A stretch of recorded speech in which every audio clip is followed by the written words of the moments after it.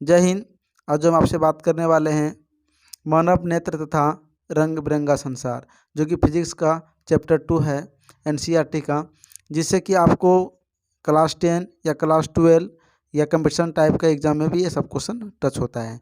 तो इस क्वेश्चन पे आप ज़रा गौर से देखिए। तो 1 नंबर क्वेश्चन इस प्रकार है, मानव नेत्र किस भाग पर किसी वस्तु का प्रतिबिंब करता है। तो आपको दिमाग में याद रखना है, दृष्टि पटल पे जो है ना वो क्या करता है, प्रतिबिंब बनाता है। ठीक है, वो जो भाग होता है किसी वस्तु का, जो भाग मानव नेत्र का, वो दृष्टि पटल पे होता है। चलिए नेक्स्ट क्वेश्चन की तरफ बढ़े। तो इस प्रकार क्वेश्चन है, कहता है किसी वस्तु का प्रतिबिंब आंख के किस भाग पर पड़ता है, तो वो क्या होता है। तो उसको हम लोग रेटिना बोलते हैं। रेटिना पे ही किसी वस्तु का जो है प्रतिबिंब आंख मतलब पड़ता है। ठीक है, मानव नेत्र में किस प्रकार के लेंस पाए जाते हैं। तो मानव नेत्र में जो उत्तल लेंस पाए जाते हैं। ठीक है, कौन सा लेंस, उत्तल लेंस।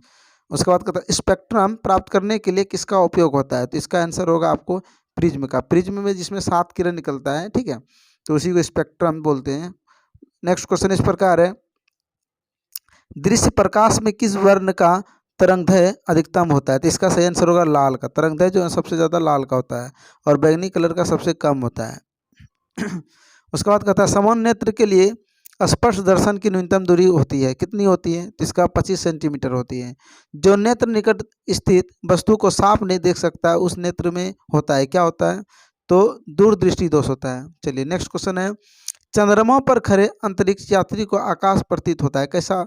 तो काला नजर आएगा। हम लोग को यहाँ से जो नीला नजर आता है, जो कि प्रकाश के परिवर्तन के कारण नजर आता है वो, तो वहाँ अंतरिक्ष में जो व्यक्ति रहेगा उसको काला नजर आएगा। ठीक है, चलिए निकट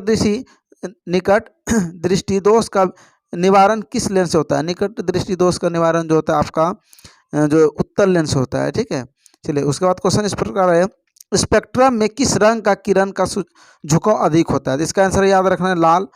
कांच के किस रंग का तरंगदैर्घ्य सबसे अधिक होता है। इसका आंसर आपको याद रखना है लाल।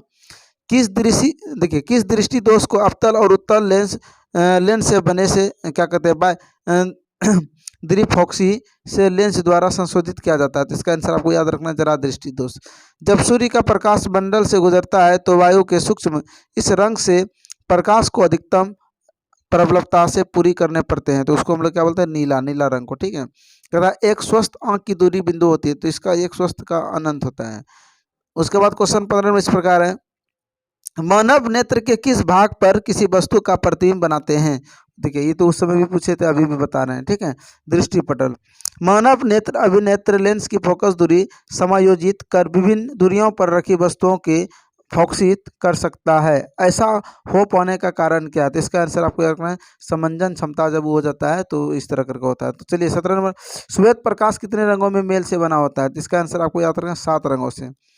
नेत्र लेंस की फोकस दूरी कम हो जाने से कौन सा दृष्टि दोष होता है। तो इसका आंसर आपको निकट दृष्टि दोष। मानव नेत्र किस भाग पर किसी वस्तु का प्रतिबिंब बनाते हैं, वो है क्या, तो वो है आपका दृष्टि पटल। अभिनेत्र लेंस की फोकस दूरी में परिवर्तन किया जाता है क्या, पक्षगामी पेशियों द्वारा। कैमरे की तरह नेत्र में प्रवेश करते प्रकाश की परिमाण, ठीक है, को नियंत्रित करता है। इसको आंसर आपको याद रखना आइरिस। मानव नेत्र में प्रकाश किस रास्ते प्रवेश करता है। इसको आपको आंसर पुतली जो है ना, मानव नेत्र प्रकाश रास्ते प्रवेश करता है, मतलब आता है। आकाश का रंग नीला होने का क्या कारण है। तभी हम जस्ट बताते हैं प्रकाश का परिकिरण के कारण आकाश का रंग नीला नजर आता है। नेत्र में प्रवेश करने वाले प्रकाश गिरने का अधिकांश अपवर्तन होता है। तो क्या होता है, तो इसका आपको याद रखना है कॉर्निया के बाहरी पृष्ठ पर। मानव नेत्र में किस प्रकार का लेंस पाया जाता है। इसका आपको आंसर रखना है उत्तल।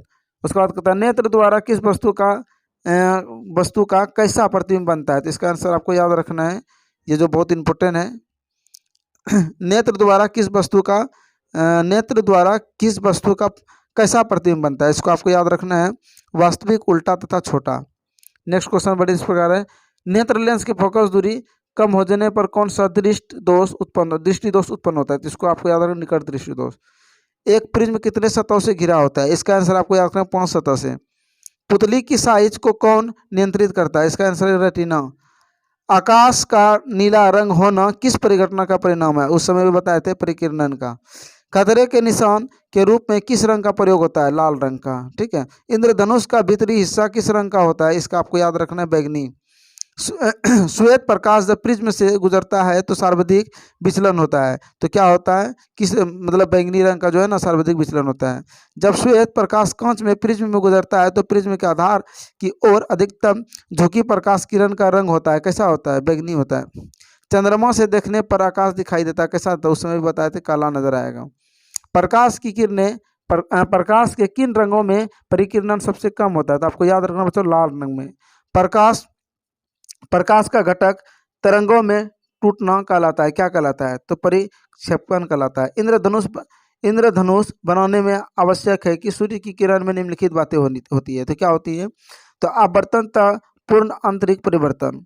उसके बाद क्वेश्चन इस प्रकार है, कहता है इंद्रधनुष के भीतरी हिस्सा किस रंग का होता है, तो आपको याद रखना है इंद्रधनुष का भीतरी जो हिस्सा होता है वह आपका बैंगनी कलर का होता है। चलिए नेक्स्ट क्वेश्चन इस प्रकार है, आंख व्यवहार करता है, किस तरह का व्यवहार करता है, तो उत्तल लेंस की तरह व्यवहार करता है।